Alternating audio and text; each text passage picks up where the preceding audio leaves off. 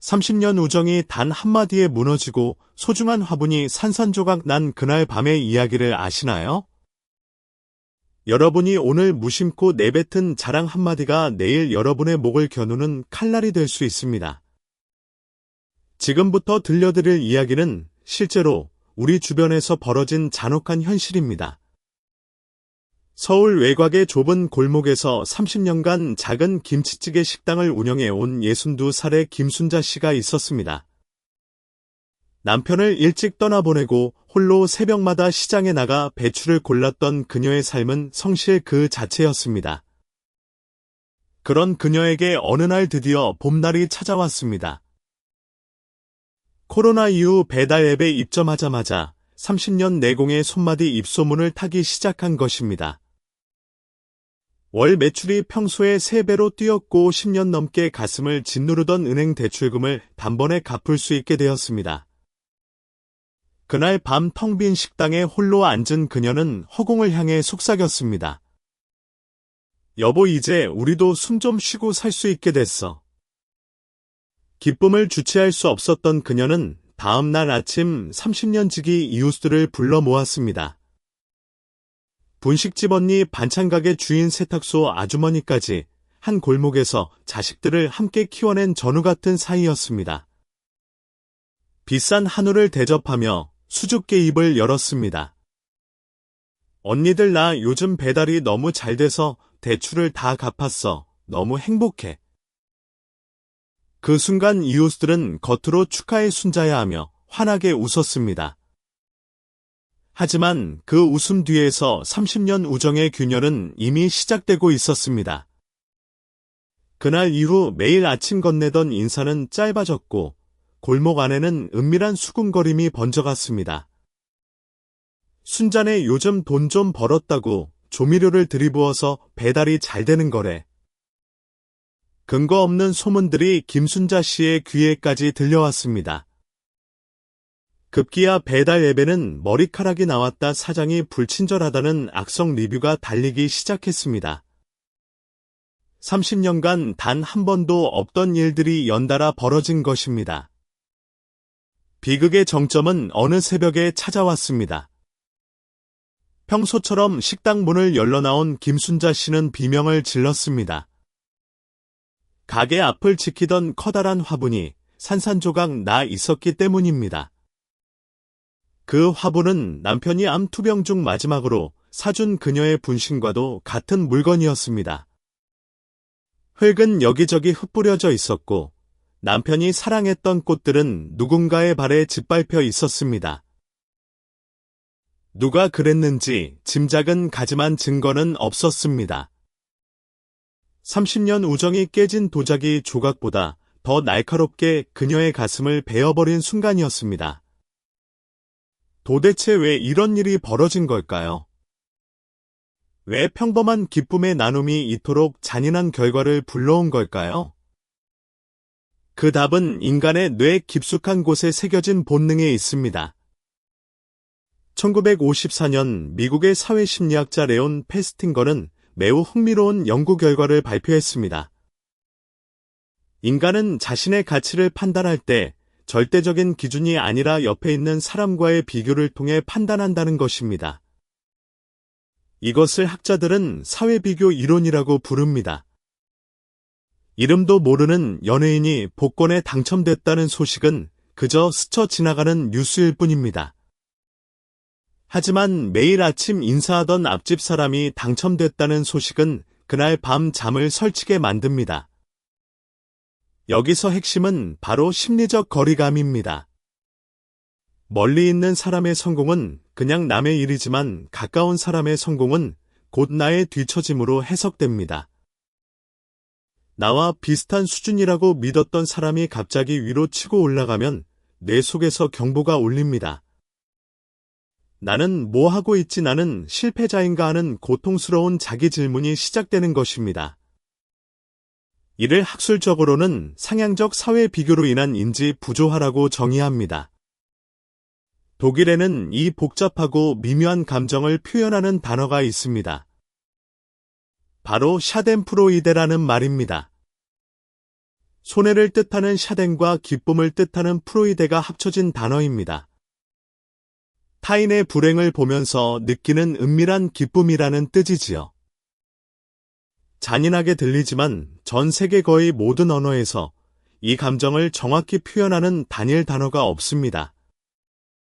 그래서 독일어 그대로 사용한다고 합니다. 우리 속담으로 하면 사촌이 땅을 사면 배가 아프다는 말과 정확히 일치하는 심리입니다. 연구에 따르면 자존감이 낮은 사람일수록 이 샤덴프로이데를 더 강하게 느낀다고 합니다.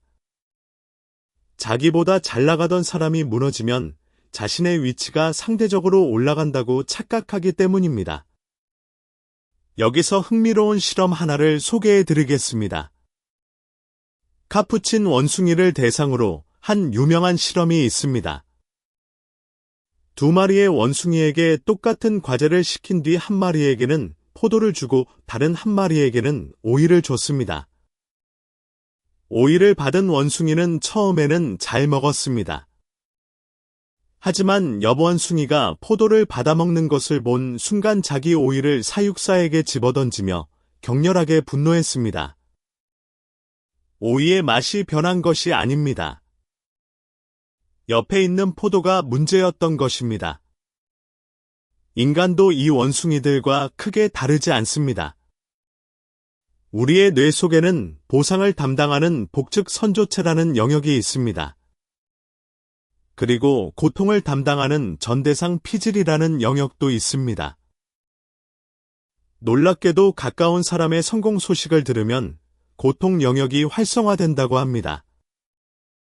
반대로 그 사람이 실패했다는 소식을 들으면 쾌락을 느끼는 보상 영역이 반짝인다고 합니다. 조물주가 인간을 설계할 때 질투라는 엔진을 너무 강력하게 달아놓은 것 같습니다. 진화론적으로 보면 이해가 되는 부분도 있습니다. 원시 시대에 옆 사람이 사과를 2개 가졌는데 내가 1개뿐이면 생존의 위협이 될 수 있었습니다. 자원이 한정된 환경에서 남보다 적게 가진다는 것은 곧 죽음과 직결되었기 때문입니다. 문제는 이 원시적 본능이 현대 사회에서도 그대로 작동한다는 것입니다. 옆집 사람이 명품 가방을 샀는데 내가 에코백을 들고 있으면 사회적으로 도태될 것 같은 불안이 밀려옵니다. 생존의 위협이 물리적 영역에서 심리적 영역으로 옮겨왔을 뿐 본능은 변하지 않은 것입니다. 그래서 우리가 내뱉는 이번의 주식으로 좀 벌었어라는 말은 위험합니다. 상대방에게는 너는 돈도 못 벌었지라는 무언의 공격으로 접수될 확률이 매우 높기 때문입니다. 사람들은 자신의 귀가 좋은 소식에만 열려 있다고 믿고 싶어 합니다. 하지만 인간의 심리적 레이더는 타인의 불행이라는 주파수에 훨씬 더 민감하게 반응합니다. 누군가의 성공은 나의 뒤처짐으로 해석되지만 누군가의 고난은 나의 안도로 치환되기 때문입니다.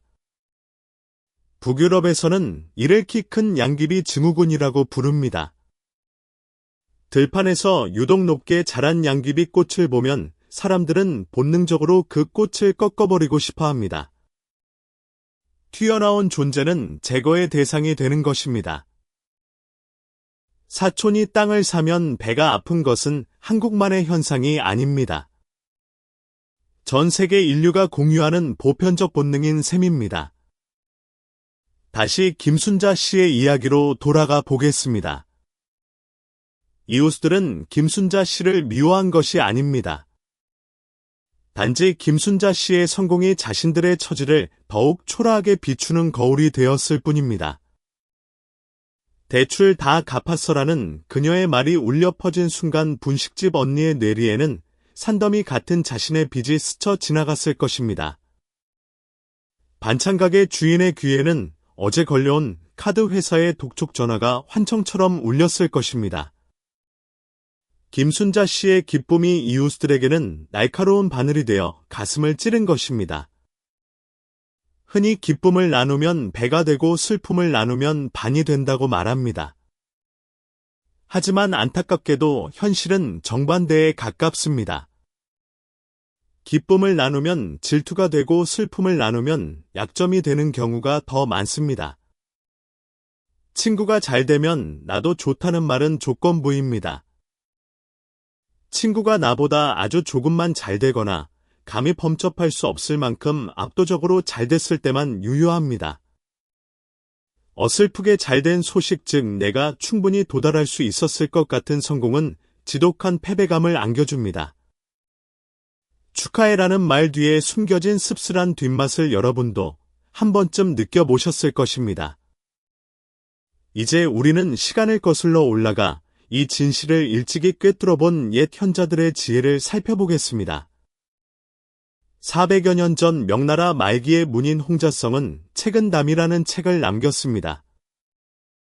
동양 최고의 처세서로 불리는 이 책에서 책은이란 나물뿌리라는 뜻입니다. 쓰고 맛없는 나물뿌리를 씹어봐야 비로소 인생의 참맛을 알 수 있다는 의미를 담고 있습니다. 홍자성은 이 책에서 아주 날카로운 경고를 남겼습니다. 입은 활을 부르는 문이요, 혀는 몸을 베는 칼이다. 입을 닫고 혀를 깊이 간직하면 몸이 편안하고 어디를 가든 튼튼하다. 400년 전의 이 말은 오늘날에도 그대로 적용됩니다. 단톡방에서 손가락 한 번 잘못 놀리면 사회적으로 매장당할 수 있는 시대입니다. 예전에는 혀가 칼이었다면 지금은 키보드가 칼이 된 셈입니다. 자랑 섞인 게시물 하나가 누군가의 마음을 베고 부메랑처럼 돌아와 나를 베어버립니다. 책은담에는 또 이런 말이 있습니다. 나무가 높으면 바람이 많이 불고 쌓인 것이 많으면 해치려는 자가 많다. 성공의 높이가 올라갈수록 그것을 쓰러뜨리려는 바람도 강해진다는 뜻입니다. 김순자 씨가 쌓아올린 성공의 높이가 이웃들에게는 가려야 할 그늘로 보였던 것과 같은 이치입니다. 이 지혜를 몸소 실천하며 살았던 인물이 조선에 있었습니다. 조선 500년 역사상 가장 존경받는 정승황희입니다. 그는 무려 24년간 정승의 자리를 지켰고 그중 18년을 영의정으로 재직했습니다. 이것은 조선 역사상 전무후무한 기록입니다. 태종과 세종이라는 두 강력한 임금의 신임을 한몸에 받으면서도 결코 자신의 공을 드러내지 않았습니다. 큰 공을 세워도 항상 아랫사람들이 잘한 것입니다라며 공을 돌렸습니다. 그의 별명은 호야허예였다고 합니다. 무엇이든 좋다 좋다 하는 사람이라는 뜻입니다. 내 말이 옳고 또 내 말도 옳다는 그의 유명한 태도는 주관이 없어서가 아니었습니다. 불필요한 대립을 피하고 상대방의 체면을 지켜주려는 고도의 전략적 선택이었습니다. 내가 맞다는 것을 증명하기 위해 타인을 틀린 사람으로 만드는 순간 관계의 균열이 시작됩니다.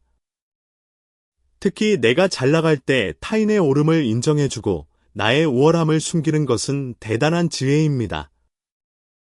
황희 정승에게는 침묵과 배려의 정수를 보여주는 유명한 일화가 있습니다.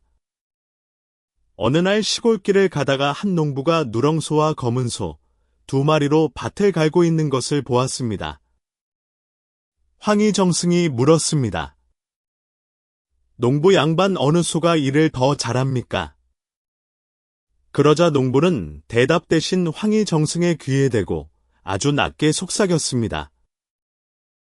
누런 놈은 일도 잘하고 말도 잘 듣는데 검은 놈은 꾀가 많아서 다루기가 힘듭니다. 황희 정승이 의아해하며 물었습니다. 그게 무슨 대단한 비밀이라고 귀갯말로 하시오. 농부가 대답했습니다. 아무리 짐승이라 해도 자기를 좋아하고 미워하는 것을 다 압니다. 저놈들 앞에서 대놓고 이 얘기를 했다면 검은 소가 얼마나 섭섭하겠습니까? 황희 정승은 이 평범한 농부에게서 우주를 꿰뚫는 깨달음을 얻었습니다. 짐승 앞에서도 듣기 싫은 소리를 삼가는데 감정의 동물인 사람 앞에서야 오죽하겠느냐는 것입니다. 실제로 소는 인간의 감정을 어느 정도 읽어낼 수 있는 지능적인 동물이라고 합니다. 소의 눈이 유독 큰 이유가 공감 능력과 관련이 있다는 연구도 있습니다. 그런데 우리는 때때로 그 소보다 못한 처신을 합니다. 누군가 옆에 있는데 보란 듯이 우리 집 아이가 장학금을 받았다며 자랑합니다. 그 말이 들리는 순간 상대방의 마음 속에는 상처가 새겨집니다. 책은담 전집의 전집 220조와 후집 103조를 관통하는 핵심은 유교, 불교, 도교의 사상을 융합한 처세의 미학입니다. 특히 자랑을 멈추는 것이야말로 자신의 에너지를 보존하는 가장 효율적인 방법이라고 강조합니다. 성공을 말하는 순간 그 에너지는 밖으로 새어나가 흩어집니다. 하지만 그 기쁨을 안으로 삼키고 침묵하면 에너지는 단단하게 뭉쳐 더 큰 성취의 디딤돌이 됩니다. 마치 김치가 항아리 속에서 숨죽이며 익어갈 때 가장 깊은 맛을 내는 것과 같습니다. 뚜껑을 자꾸 열어보면 제대로 익지 못하고 쉬어버리는 것처럼 성공도 드러낼수록 힘을 잃습니다. 보석 중의 보석인 다이아몬드도 지구 깊숙한 곳에서 엄청난 압력과 열기를 견디며 침묵 속에 만들어집니다. 탄소가 땅 위에서 자신의 잠재력을 떠벌렸다면 다이아몬드는커녕 연필심도 되지 못했을 것입니다. 침묵은 다이아몬드를 만드는 고결한 시간인 셈입니다. 현대 사회는 이 지혜와 정반대 방향으로 우리를 몰아갑니다. 플렉스라는 이름 아래 사소한 성취까지 전시하도록 부추깁니다. 새 차를 샀을 때, 승진했을 때, 비싼 식당에 갔을 때, 우리는 습관처럼 자랑의 불을 지핍니다. 하지만 그 사진 한 장이 누군가에게는 지독한 자괴감의 씨앗이 됩니다. 디지털 시대의 질투는 더 빠르고 더 날카롭게 전파됩니다. SNS 피드 하나가 누군가의 하루를 무너뜨릴 수 있는 시대에 살고 있는 것입니다. 여러분이 흔히 쓰는 가십이라는 단어의 어원도 흥미롭습니다. 원래 고대 영어에서 가시브는 신 앞에서 맺어진 형제 혹은 대부대모를 뜻하는 신성한 단어였습니다. 하지만 수세기를 거치며 친한 사람들끼리 남의 이야기를 하는 것으로 의미가 변질되었습니다. 신성한 관계가 험담으로 변질된 것은 인간의 언어가 얼마나 쉽게 타락할 수 있는지를 보여줍니다. 우리가 나누는 기쁨의 말도 시간이 지나면 누군가의 입에서 시기와 험담으로 변질될 수 있다는 경고입니다. 자, 이제 다시 김순자 씨에게로 돌아가겠습니다. 부서진 화분 앞에서 울고 있던 그녀의 곁을 지켜준 사람이 한 분 있었습니다. 이웃에 사는 75살에 은퇴한 교장 선생님이었습니다. 그분은 부은 눈의 순자 씨를 가만히 바라보며 낮은 목소리로 말했습니다. 순자야, 잘 되는 건 속으로 삼키고 어려운 건 나누는 거란다. 사람들은 내 불행에는 쉽게 눈물 흘려주지만 내 성공에는 마음 깊은 곳에서 쓴물이 올라온단다. 그게 인간의 지독한 본성이야. 그 말은 김순자 씨의 가슴에 천둥처럼 내리꽂혔습니다. 그날 이후 그녀는 더 이상 잘 되는 이야기를 꺼내지 않았습니다. 대신 이웃들에게 요즘 허리가 아파서 죽겠어, 물가가 올라서 남는 게 하나도 없어 하며 고민을 나누기 시작했습니다. 놀라운 변화가 일어났습니다. 이웃들의 차가웠던 시선이 다시 따뜻해진 것입니다. 순자야, 힘들지? 내가 우리 가게 손님들한테 내 식당 많이 가라고 하게 하며 먼저 손을 내밀었습니다. 이것은 단순한 에피소드가 아닙니다. 인간 심리의 가장 깊은 곳을 관통하는 진실입니다. 내가 약해 보일 때 사람들은 다가오고 내가 강해 보일 때 사람들은 멀어집니다.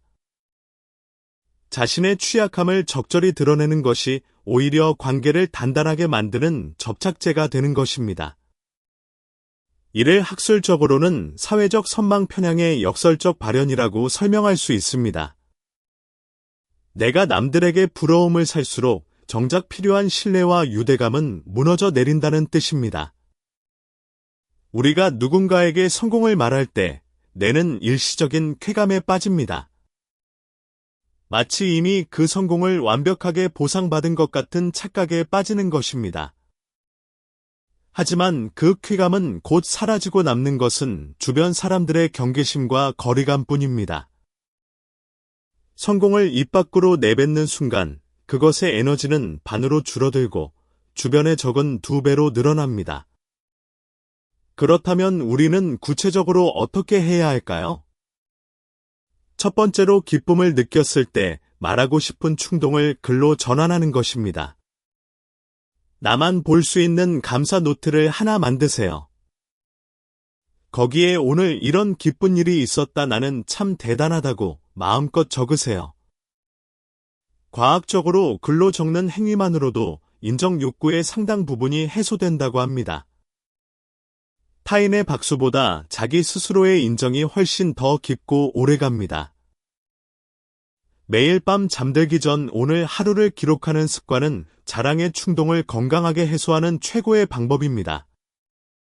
두 번째로 누가 성공의 비결을 물어오면 운이 좋았습니다라고 낮추는 것입니다. 절대로 자신의 노력이나 실력을 강조하지 마세요. 주변 분들이 도와주신 덕분이에요. 운이 잘 따랐을 뿐입니다라고 공을 밖으로 돌리세요.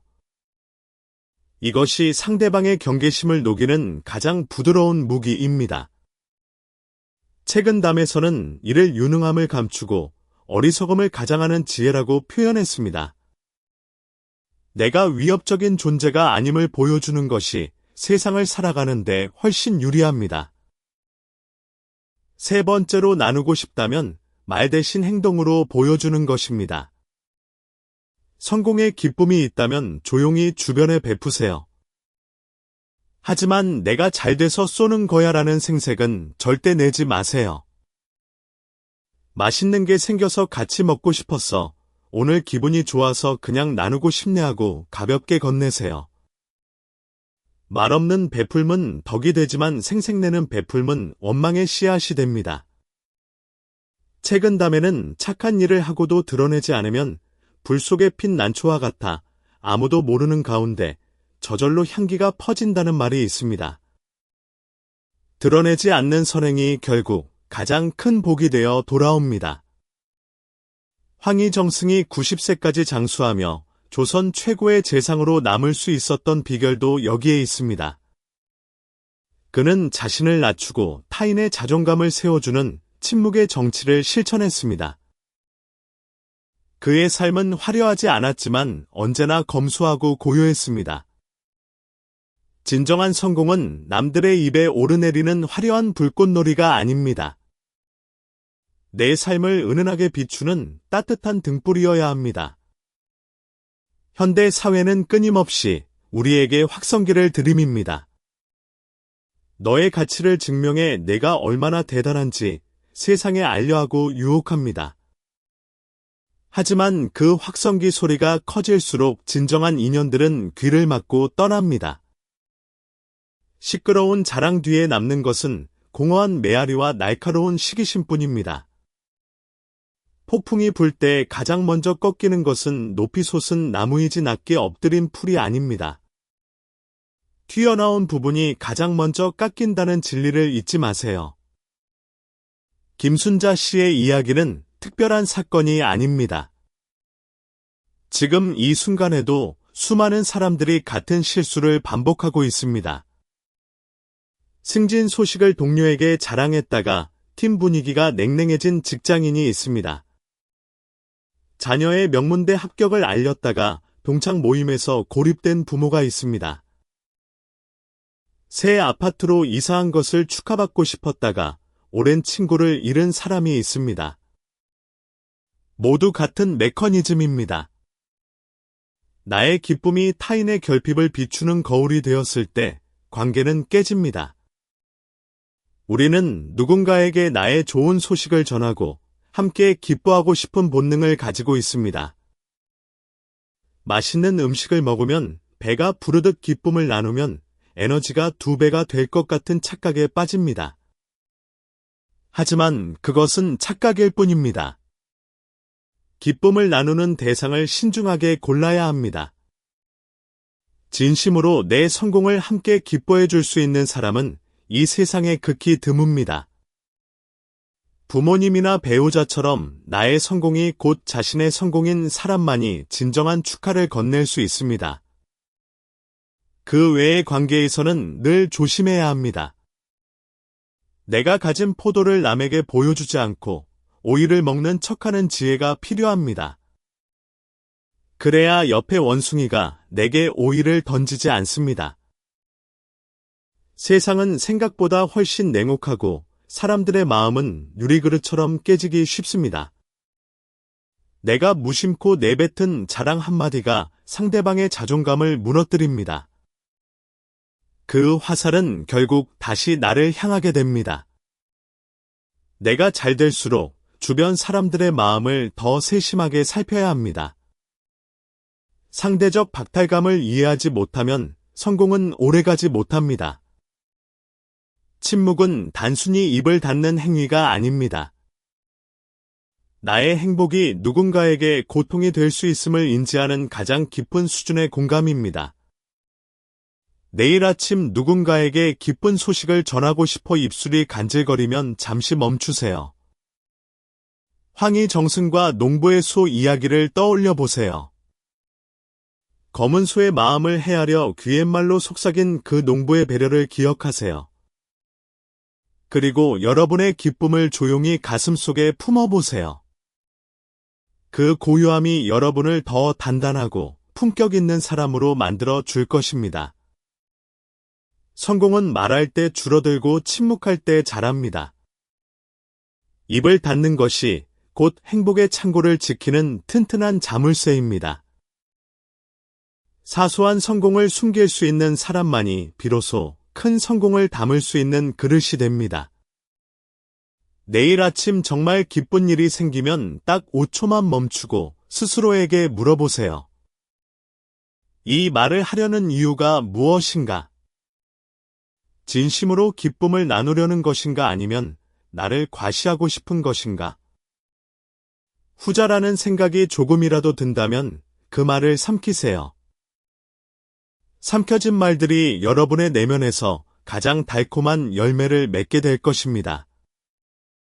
성공이라는 화려한 외투보다 겸손이라는 부드러운 내복이 삶을 더 따뜻하게 지켜줍니다. 세상의 소란 속에서 한 걸음 물러나 자신만의 성취를 가슴에 품고 살아가세요. 빛나는 왕관은 서랍 속에 넣어두고 수수한 모자를 쓰는 사람이 결국 가장 오래 왕좌를 지킵니다. 어둠 속에 있는 사람들에게는 빛조차 폭력이 될 수 있습니다. 당신의 성공이 누군가의 밤을 더 어둡게 만들지 않도록 조심하세요. 고요한 침묵 속에서 당신의 성공은 가장 안전하게 빛날 것입니다.